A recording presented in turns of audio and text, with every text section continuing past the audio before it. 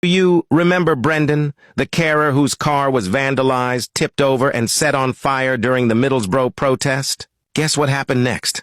Apparently, after the incident, his employer decided to set up a GoFundMe for £3,000 on his behalf to help him get another car. However, the contributions surpassed the target of £3,000 and rose to £65,000. Then, the employer tried to con him out of the money by suggesting that since the initial plan was to raise £3,000 for him to get a new car, they would only give him £3,000 out of the £65,000 that was donated on his behalf. This is very dishonest and deceitful, especially to the donors who contributed their hard-earned money to support Brendan after what he went through. Brendan is a student working on a 0-hour contract with Claire's Care, a care agency. This caused a huge uproar online, and the donors began requesting refunds since their donations were not going to be given to the intended recipient.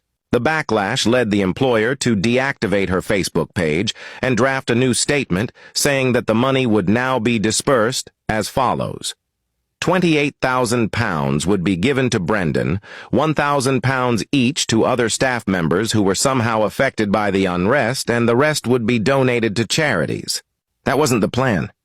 This brought further criticism, with people calling for the full donation to be given to Brendan, as the intended purpose of the donation was to help Brendan, not anyone else or a charity.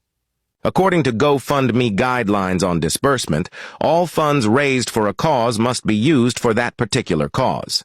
This didn't sit well with the employer, who decided to defame Brendan's character by making accusations, calling him greedy, making nasty comments about him, and alleging that he was caught sleeping on a night shift, an accusation that has no relevance to the matter whatsoever. She even went as far as editing her original GoFundMe post. Unfortunately for her, people online had already saved the original post, and it has been circulating online.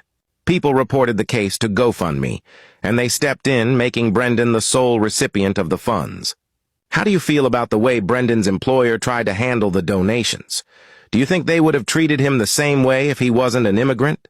Leave your thoughts in the comments section.